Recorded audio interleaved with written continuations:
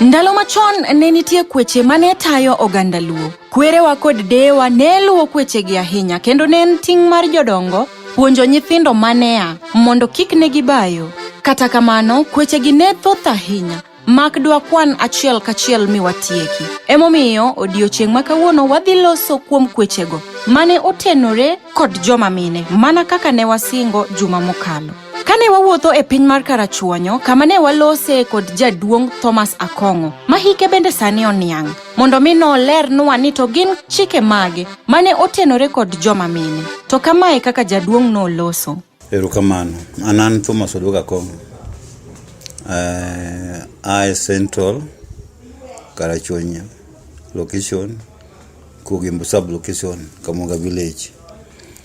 Koro hie luo kitwa gi timbegi gin gik moko mane onyuola yudo kane dhi mbele.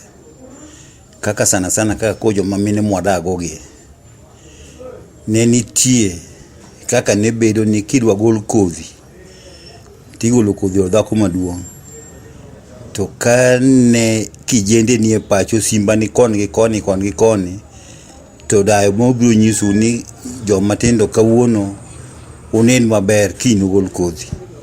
Maga achiel kane gibiro to ne minego dayo biro gi sima otaki kaka jangeche ni kawuono kiny piny rach unen maber. Mana achiel.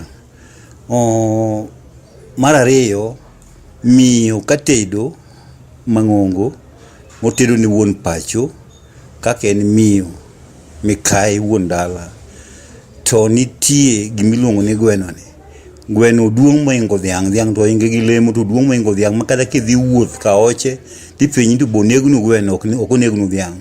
Emomiyo dhiang' ni en mifuano mar luo kitgi gi timbe ni kata kigo pacho nyaka go gi gweno. Koro gweno ni kosenege to nitie fuonde mag gweno chakre wich nyaka tielo piny. Nitie kuonde moko ma jaduong'e machamo machalo kaka oguro, en kama sudo nitieni. Joma mine nok cham bam gweno nikech kanyo nodhi koso isima. Ng'ama miyo ing'eyo gik madok korka fuonde gik moko gi nitie apat moko ma mimiyo luor kaka bamno imiyo luor ahinya kuom dhano madhako ka. Koro ma toko ni ne nyiso ni dhago ma Mikai ni okelo dongruok ne chuoro, miyo chuoro isima. Koro miyo luor bedo kuom dhako mang'ongo machalo kamane. Dhako ni obo nyuolo joma nyiri kata dichuo mago pacho. Koro sani to wawayo ni joma mine chalo nade.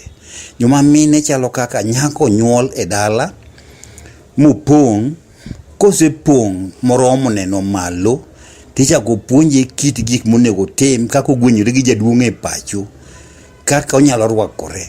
Magi makelo nwa isima kuom gik machalo kamagi. Ma chako ni isima mag joma mine korka toko ginigi. To ne gin gik mage ma migogo ne ok oyiene timo kane odwogo dalagi? Migogo ni odhi tedo semak bade. Kodwogo e dala ka ok oyiene nyiedho. Achiel, ok oyiene gonyo dhiang' e kul. Ariyo, ok oyiene mondo odhi kulo maonge tach.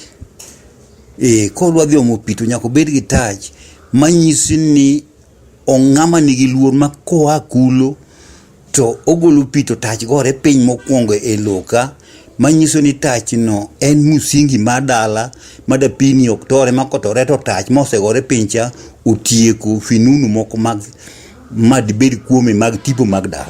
Jaduong' toke kanyo iwachonwa ni migogo ne ok oyiene gonyo dhiang'.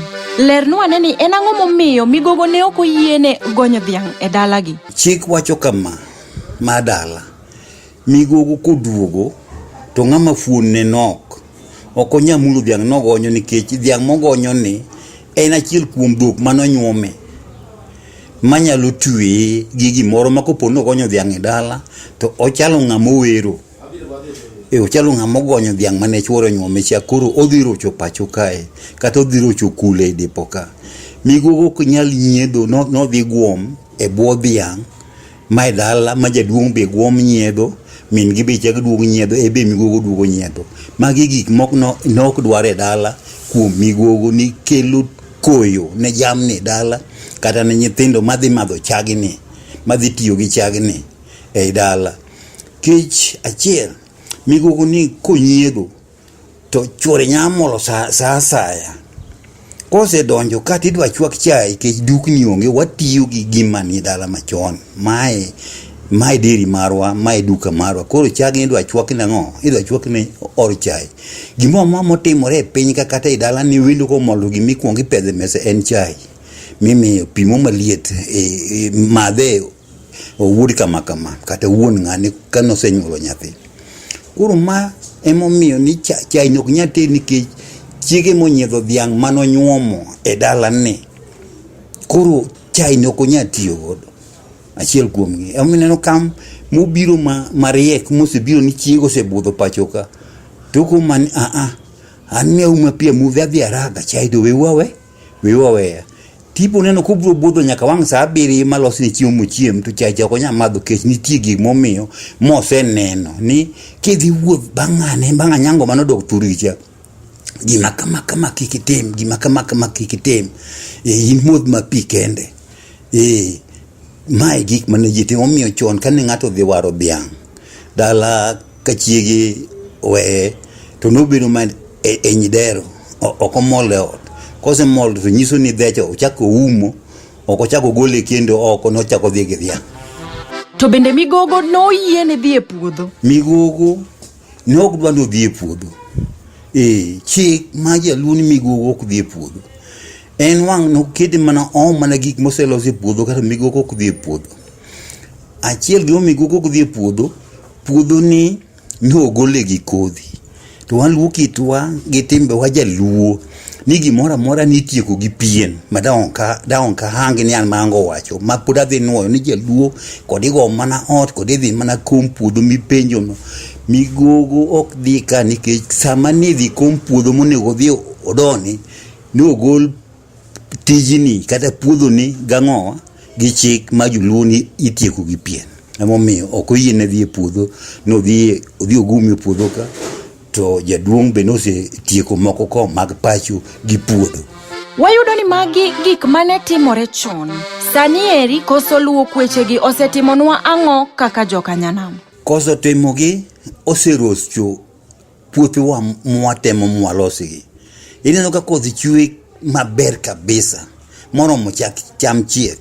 Chon koth nyalo chwe kata ma kata jumbe ariyo mokadek ka ji komo ma ido cham ni to koth ni nyalo lal. Tinwang'o ni cham ne winyore awinya ma cham losre maber mibuting' maduok pacho. To sani koro gik ma koro ji timogi inwang'o ni puodho mane ogol go kodhi gi jaduong' ni migogo ni pacho ka ebo chako dhi otimo ang'o?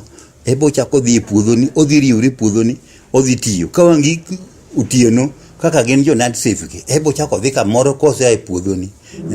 Ochako dhi kamachielo orocho mobudhe kamachielo ni odhi mana go min gi moro madala ka kata owad gi moro emo chako dhi otimo gik machalo kamagi. Koro magi gik marochonwa puothe e loni ka migogo dhi e puodho to ok dwar. Dibed ni nitie wach moro amora motenore kod mine ma debed ni waweyo oko? Ineno ka sani koro olembewa mane wapidho chon mane dhano chamo kata ng'ando apacho orepone okegi ni maembo timang'o ocham kimolo ni inwang'o ni migogo okawo luth dhi pono gang'o? Dhi pono go machunga ni. Machunga ma dhako no pono ma migogo pono kata ng'ama dhako ma miyo mopono machunga yien no biro wang'. Koro gik momiyo wang' ema tinde waneno koro waparo gi pacho kaka jomadongo sani kech sani koro yika bet ng'eny. Tineno ka nitie sani koro nitie ohala ma machunga ni wuok ngapoyo ni odhi e pinje maoko machalo kaka Mombasa oko ka ahinya wan mwang'e ni odhi e pinje maoko Nairobi, Mombasa kuonde mamago. Tinwang'o ni sani manye gi thuon to komole dala to owuotho gi ludhe chuo ni machunga be nitie ng'ama dang' poni yugi ni an gi ludha. Tineno opone machielo be biro pone bang' higa achiel kata bang' dweche moko machunga no chako wang' ok ol. Achiel kuomgi obiro pone ng'ama dhako to ng'ama dhako chik wacho niya ok onego mulo olemo gi lwete nikech ogajore. Miyo ogajore. Dholuo wacho ni no neno malo Kato koro maloni odwa mulogo olemo. Ok dwar gima kamano. Iwinjo gi iti, jawinjona, jaduong' otemo leronwa gigo mane joma mine ok onego tim. Kendo bende onyisowa kaka koso luwo kwechegi osekelo lal mathoth e dierwa kaka jokanyanam. Kik ikos makitudori kodwa juma mabiro kama wabiro kelonue part 2 mar chenroni. Wabiro rango ni to ne gin kweche mage mane otenore kod joma chuo koso gin ne gidak mana bal. Ero uru kamano.